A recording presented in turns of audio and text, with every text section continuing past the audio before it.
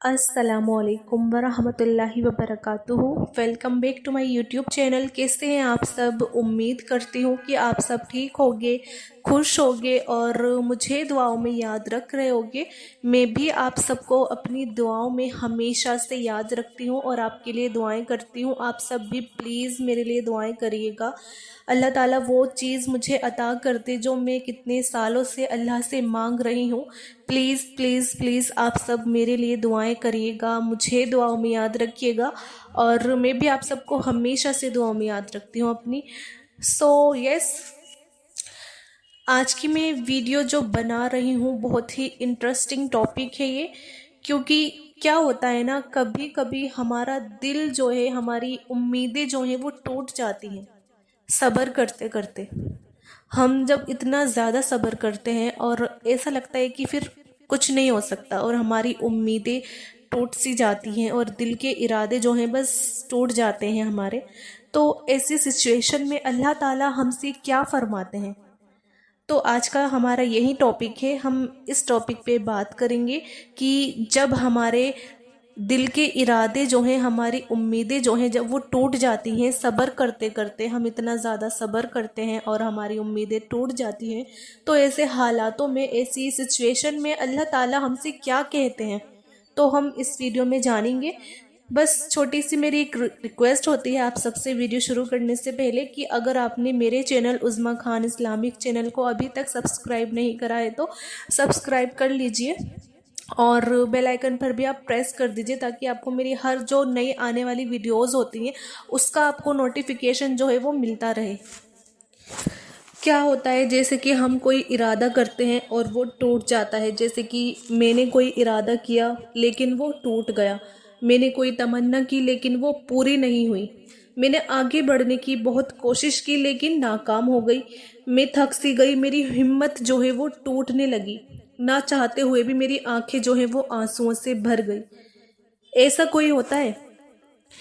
दिल नहीं चाहता कि ऐसा किसी के भी साथ हो। अगर आपके साथ भी ऐसा कुछ हो रहा है और आप चाहते हैं कि इस सिचुएशन से निकलने का कोई ज़रिया या कोई ख़ास इशारा जो है वो आपको मिल जाए, तो ध्यान से सुनना कि मैंने अपने प्यारे अल्लाह को, अपने रब को जाना है। अपने किए हुए इरादों के टूट जाने से, अपनी नियतों के बदल जाने से और हिम्मतों के टूट जाने से। इस हकीकत का मतलब ये है कि हर चीज़ों की पहचान उनकी ज़िद से होती है। आप रिमेंबर करना कि हमारी कोशिश, हमारा इरादा, हमारी हिम्मत और हमारे जो वहम होते हैं, लेकिन इस जो हमारा जो भ्रम होता है उसका टूटना हमें ये एहसास दिलाता है कि कोई तो है जो हम पर हुकूमत रखता है, हमारे इरादे और नियत को बदल सकता है और हमारी हिम्मत को पस्त कर सकता है। कोई तो है जो हमें हमसे भी ज्यादा चाहता है, जो हमारी जिंदगी में आने वाले कल को भी नजर में रखता है और उसमें भलाई पैदा करने की वो तदबीरें करता रहता है। और यकीनन वो मेरा रब अल्लाह ही है। हमेशा आप याद रखना कि हम इंसान अपनी सोच और अपने मतलब और अपनी ख्वाहिशों के मुताबिक हालातों को अच्छा या बुरा समझते हैं, मगर अल्लाह की तरफ से उसमें हर इंसान के लिए भलाई ही होती है। जब इंसान का कोई इरादा टूट जाता है ना, तो अक्सर आने वाले वक्त उसे बताता है कि उस इरादे का टूट जाना ही तुम्हारे लिए बेहतर था। आने वाला वक्त उसे ये रियलाइज दिलाता है कि जो वो आपका इरादा, आपकी जो भी चीज़ वो टूटी, अगर आपका दिल टूटा है तो वो बेहतर ही था। वक्त के साथ साथ हमें पता चल जाता है। तो तुम्हारी नियत का बदल जाना या किसी काम से रोक दिया जाना इंसान को ना ये एहसास दिलाता है कि कोई सुपर पावर यानी कि ताकत है जो तुम्हारे ना चाहने के बावजूद तुम्हें हर मोड़ में नाकाम कर रही है। ये एक हकीकत है, मगर इसका सही मतलब वही समझते हैं जो अल्लाह की पहचान को जुस्तजू करते हैं और अपने आप को उसके सामने पेश कर देते हैं।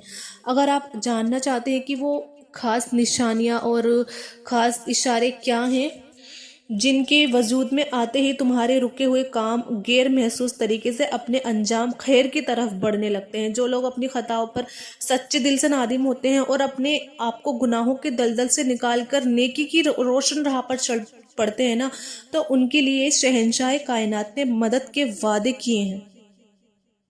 میرا اللہ قرآن میں فرماتا ہے کہ اللہ نیکوکار کا مددگار ہے، اللہ نیک بندوں کا مددگار ہے، اللہ کی طرف لوٹ آؤ، وہ ہر شے کو تمہاری طرف لوٹا دے گا۔ یقین رکھو اللہ کا وعدہ سچا ہے۔ یہ یاد رکھنا ہمیشہ، جتنا جتنا آپ اللہ کی بات مانتے جاتے ہیں نا، تو آپ کی زندگی میں اتنا ہی سکون آتا جاتا ہے، آپ کا دل اتنا ہی مطمئن ہوتا چلا جاتا ہے۔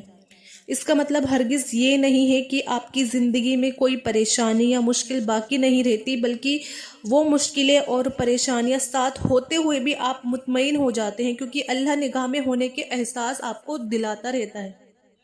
کیا کہ اللہ کی نگاہ میں ہونے کا احساس آپ کے دل میں سکون بھر دیتا ہے۔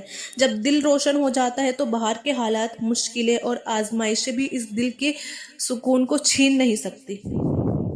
اور یہ دولت نصیب ہو جانا بہت بڑی نعمت ہے، سچ میں بہت زیادہ بڑی نعمت ہے۔ اور مومن کے پاس تو ایک ایسی نعمت ہوتی ہے جو اسے کبھی مایوس نہیں ہونے دیتی، اور وہ ہے رب پر ایمان کی دولت۔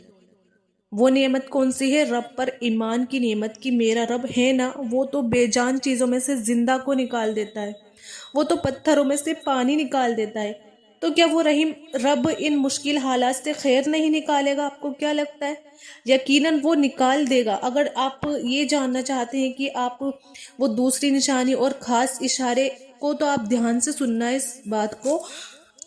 کیا ہوتا ہے نا، جب ہمارے دل میں اپنے رب کی جو محبت ہے وہ بڑھ جاتی ہے، کیا ہوتا ہے، آپ چلتے پھرتے، اٹھتے بیٹھتے اپنے رب کو یاد کرنے لگتے ہو، اور آپ کے رب کی یاد سے دل محبت سے بھر جاتا ہے۔ آپ کے دل میں جو صرف اور صرف اللہ کی محبت ہوتی ہے، اور اللہ کی محبت کی یاد سے آپ کا دل بھر جاتا ہے، چاہے وہ کیسے بھی مشکل حالات ہی کیوں نہ ہو۔ لیکن تمہارے رب کی محبت میں دل کہتا ہے وہی تو ہے جو سب کچھ جاننے والا، دل کے حالوں کو سننے والا، اور اپنے غیبی نظام سے ہر بگڑے حالات کو سنوارنے والا ہے۔ وہ عنقریب میری مدد بھی کر دے گا انشاءاللہ۔ تو ہمیشہ اللہ پہ ٹرسٹ اپنا پکا رکھو، تو یقین جانے تمہارا اور میرا اللہ مہربان رب تمہارے لیے بھی ایسا کوئی نظام چلا دے گا، جیسے حضرت موسیٰ علیہ السلام اور حضرت ابراہیم علیہ السلام اور حضرت یونس علیہ السلام کے لیے چلایا تھا۔ آپ ایک چیز یاد رکھنا کہ سچا سکون اور محبت وہی ہوتی ہے جس کے بعد انسان بے فکری کی نیند سے سو سکے۔